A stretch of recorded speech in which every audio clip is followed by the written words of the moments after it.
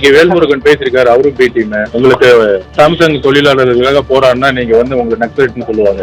மழை வெள்ளத்துல மக்களுக்கு சாப்பாடு கிடைக்கலன்னா உங்களை தங்கின்னு சொல்லுவாங்க. எதிர்கால பயணம்ங்கிறது கூடிய விஷயத்துல பத்திரிகையாளர்களோட சந்தித்து நான் கண்டிப்பா சொல்லுவேன்.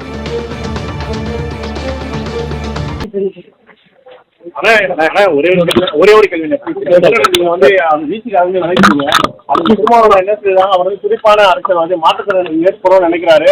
ஆனா ஒரு கட்சியின் தலைமைக்கு பிறகு அதுக்கு ஏற்ற மாதிரி அவர் செயல்படணும்னு சொல்லியிருக்காங்க. எப்படி பாக்குறீங்க? இல்ல, தலைவருடைய வார்த்தைகள் எப்பயுமே நான் கட்டுப்படுறேன். அவர் என்ன சொல்றாரோ அவருடைய வாழ்த்துக்களையும் அவருடைய அன்பையும் அவர் சொன்ன அட்வைஸையும் எடுத்துக்கிட்டு கண்டிப்பா அவரோடய நான் பயணிப்பேன். ஆனா மழை வெள்ளங்கள் பாதிப்பு பாத்தீங்கன்னா தமிழக அரசு பாரபட்சம், அதே மாதிரி இந்த தென் மாவட்டங்கள் மற்ற பகுதிகளில் அதிகமான நிதி கொடுத்து வட மாவட்டங்கள் வரை 2000 ரூபாய் சிகிச்சை போடுற மாதிரி வேல்முருகன் கேட்டுறாங்க. இது எப்படி பாக்குறீங்க? இன்னும் கொஞ்ச நாள் அவரையும் தங்கின்னு சொல்லிடுவாங்க. அதே போல பாத்தீங்கன்னா அரசியல் கூட்டணி நேரத்துல தலைவர்களுக்கு மரியாதை தராங்க. ஆனா வெற்றி பெற்ற அமைச்சராயிட்ட பிறகு அவங்களோட உதவியாளர்கள் அவங்களுக்கு கூப்பிடுறாங்க. இது ஒரு எப்படி இது எப்படி பாக்குறீங்க சார்? இது வச்சிருக்காங்க. கண்டிப்பா வேல்முருகன் அவர்களுடைய கருத்துக்களை நான் உடன்படுறேன். இதற்காக தான் ஒரு குறைந்தபட்ச செயல் திட்டத்தை உருவாக்கி எதிர்காலத்துல ஆட்சியிலையும் பங்கு அதிகாரத்திலையும் பங்குங்க என்கின்ற ஒரு விஷயத்தை எல்லா தலைவரும், அதுவும் முக்கியமா கொள்கை தலைவர்கள் எல்லாருமே ஒரு புதிய அரசியலை உருவாக்கணுங்கிறதா என்னுடைய குறிக்கோளா இருந்துச்சு. அதை சொன்னதற்காக தான் என்னுடைய ஒரு பனிஷ்மெண்டாகவும் நான் பார்க்குறேன். பட் அந்த கொள்கையை கண்டிப்பா என்னுடைய பயணத்துல உறுதியா என்னுடைய பிரச்சாரம் மூலம் உருவாக்கும். அதிக ஆர்வமா இருக்கிறதாவும் விரைவில் மாற்றத்தை எதிர்பார்க்கிறதாவும் திருமாவளவனுடைய விமர்சனங்கிறது என்னுடைய ஒரு அட்வைஸா தான் நான் பாக்குறேன். நான் அவர்கிட்ட இருந்து நான் நிறைய விஷயங்கள், அதுவும் கல அரசியல நான் அவர்கிட்ட இருந்து நிறைய கத்துருக்கேன். அவர் எனக்கு எப்பயுமே ஒரு ப்ரொஃபசர், ஒரு ஆசான். அவருடைய எப்பயுமே நான் என்னுடைய லெட்டர்ல குறிப்பிட்ட மாதிரி கொள்கை சார்ந்த அரசியல அவரோட எப்பயுமே என்னுடைய பயணம் இருக்கு.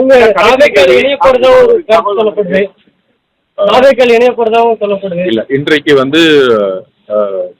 எந்த இணைப்பு அப்படிங்கிறத விட என்ன செய்யணுங்கிறது இன்னும் தீவிரமா யோசிச்சுட்டு இருக்கேன்.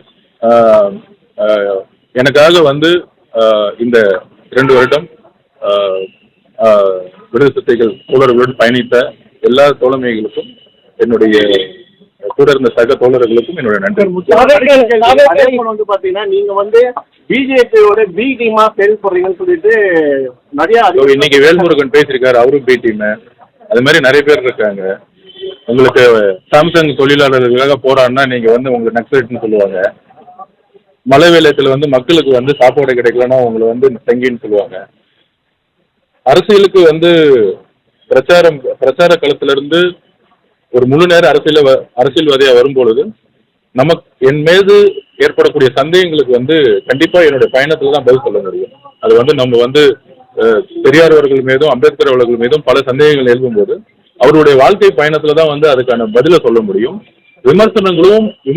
யார் விமர்சிக்கிறாங்களோ அவங்களுக்கு நம்ம பதில் சொல்றதை விட நம்மளுடைய பயணத்தின் மூலயமா பெரியார் அவர்களுடைய கருத்துக்களையும் அம்பேத்கர் அவர்களுடைய கருத்துக்களையும் அண்ணாவுடைய தேர்தல் அரசியலையும் புதிய மாற்றங்களையும் கொண்டு வரதுக்கான ஒரு பயணத்தை உருவாக்கும் பொழுது மக்கள் அவருடைய நம்பிக்கை முழுவதுமாக கிடைக்கும் என்கிற நம்பிக்கை எனக்கு இருக்கு. எதிர்கால பயணம்ங்கிறது கூடிய விஷயத்துல பத்திரிகையாளர்களோடு சந்தித்து நான் கண்டிப்பா சொல்லுவேன்.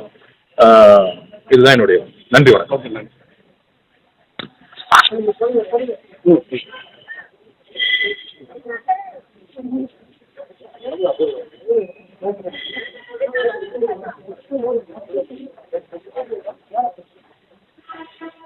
அவர்